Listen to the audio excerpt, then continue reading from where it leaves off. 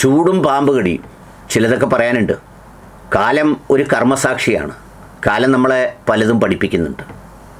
വർത്തമാനകാലം കഠിനമായ ചൂടിൻ്റെ കാലമാണ്. എല്ലാ മനുഷ്യരും പരസ്പരം അങ്ങോട്ടും ഇങ്ങോട്ടും ഉഷ്ണത്തെക്കുറിച്ചും ചൂടിനെക്കുറിച്ചും വല്ലാണ്ട് സംസാരിക്കുന്നുണ്ട്. എന്ന് മാത്രമല്ല, രാത്രിയിലൊക്കെ കരണ്ട് പോയാൽ എന്തോ വലിയ കെടുതി സംഭവിക്കാൻ പോകുന്ന ആകുലതയോടെ എല്ലാവരും ഉണർന്നിരിക്കുകയും പിന്നെ KSEB സ്റ്റേഷനുകളിലേക്കും മറ്റുമൊക്കെ വലിയ പ്രതിഷേധവും സംഘർഷവുമൊക്കെ ഉണ്ടാകുന്ന സ്ഥിതിയുണ്ട്. അത്രമേൽ വല്ലാണ്ടായിരിക്കുന്നു ഈ കാലം. ഇതിന് രണ്ട് ദാർശനികമായ വശമുണ്ട്. അത് പറഞ്ഞിട്ട് ഞാൻ പാമ്പ് കടിയിലേക്ക് പോകാം. അതിലൊന്നാമത്തേത്, പണ്ട് പ്രവാസികളായ ആളുകളൊക്കെ ചുട്ടുപൊള്ളുന്ന പൊരിവെയിലിൽ എന്നൊക്കെ പറയുമ്പോൾ നമുക്ക് ഉൾക്കൊള്ളാൻ പ്രയാസമുണ്ടായിരുന്നു. നമ്മളിപ്പോൾ 40 കടക്കുമ്പോഴേക്ക് അവധി പ്രഖ്യാപിച്ചിരിക്കുകയാണ്. 44-ലും 42-ലും 46-ലും 48-ലും ഒക്കെ വരെ പിന്നെ ചൂട് പോകുന്ന പ്രദേശങ്ങളിൽ താമസിക്കുന്ന പ്രവാസികളായ ആളുകളൊക്കെയും ആ ചുട്ടുപൊള്ളുന്ന വെയിലിൻ്റെ കാര്യം പറയുമ്പോൾ അത് നമുക്ക് ഉൾക്കൊള്ളാനാവില്ലായിരുന്നു.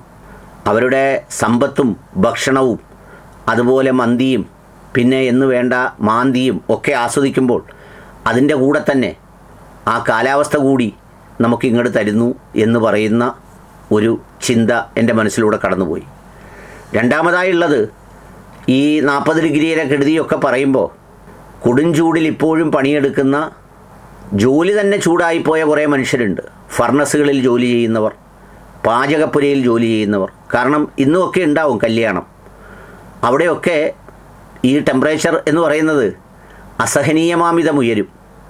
അതോടൊപ്പം അടുക്കളയിൽ പണിയെടുക്കുന്ന സ്ത്രീകളും നമ്മുടെ നാട്ടിലൊക്കെ ഉള്ളത്. ഗൾഫിലൊക്കെ പിന്നെ ചെറിയ അടുപ്പമൊക്കെയാണെന്ന് പറയാം. ഇവിടെ ഇപ്പോഴും 50%-ലേറെയും പരമ്പരാഗത അടുപ്പിലാണ് പാചകം ചെയ്യുന്നത്. അതിൻ്റെ ചൂടും ആ പൊള്ളലുമൊക്കെ കൂടി ചൂടിൻ്റെ കഥ പറയുമ്പോൾ ഒന്ന് ഓർത്തിരിക്കുക. അതുകൂടി ചിന്തയിലുണ്ടാവണം. നമ്മളങ്ങ് വല്ലാണ്ട് പൊള്ളുമ്പോൾ നമ്മളെക്കാൾ പൊള്ളുന്നവർ ഒത്തിരി ഉണ്ട് എന്നൊരു തിരിച്ചറിവ് അറിയാനായി. പിന്നെ പ്രധാന വിഷയത്തിലേക്ക് വന്നത് പാമ്പ് കടിയാണ്. പാമ്പ് കടിയുടെ വാർത്തകൾ എല്ലായിടവുമാണ്.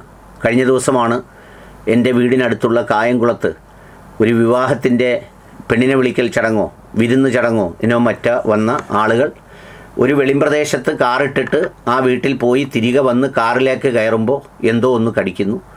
വളരെ പെട്ടെന്ന് ആശുപത്രിയിലേക്ക് കൊണ്ടുപോകുന്നു. ആശുപത്രിയിലെയൊക്കെ സ്ഥിതി നമ്മളിതൊക്കെ നേടിയെന്ന് പറയുമ്പോഴും നമ്മുടെ ആകെയുള്ള ഒരു പരിമിതി നാടിനുണ്ട്. പലയിടങ്ങളിലും ആൻറ്റിവീനോ ഇല്ല. പിന്നെ കൊണ്ടുപോയി വേറൊരു ഹോസ്പിറ്റലിൽ കൊണ്ടുപോയി ഇതിനിടയ്ക്ക് മരണപ്പെടുന്നു. ഇതിനിടയിൽ ഇതിനു മുമ്പൊരു കുട്ടി മരിച്ചത് കേട്ടിരുന്നു. നമ്മുടെ വീടുകളിലൊക്കെ ഇപ്പോൾ ഈ എന്താ പറയുന്നത്, ഫലവൃക്ഷങ്ങളിൽ നിന്ന് മാറി ഒരുപാട് അലങ്കാര സസ്യങ്ങളും അതുപോലെ തന്നെ ചെടികളും കൊണ്ട് അലങ്കരിക്കുന്ന, എനിക്ക് തോന്നുന്നു കോവിഡ് മുതലാണ് അത്തരമൊരു ട്രെൻഡ് വീടുകളിലൊക്കെ ഉണ്ടായത്. എല്ലായിടവും ചെടികളാണ്. വീടിനോട് ചേർന്ന് ജനാലയ്ക്കരികിലൊക്കെ പടർന്ന് പന്തലിച്ച് നിൽക്കുന്ന ചെടികളുണ്ട്. എന്നിട്ട് ഉഷ്ണത്തെ അതിജീവിക്കാൻ ജനാല തുറന്നും ഇടാറുണ്ട്.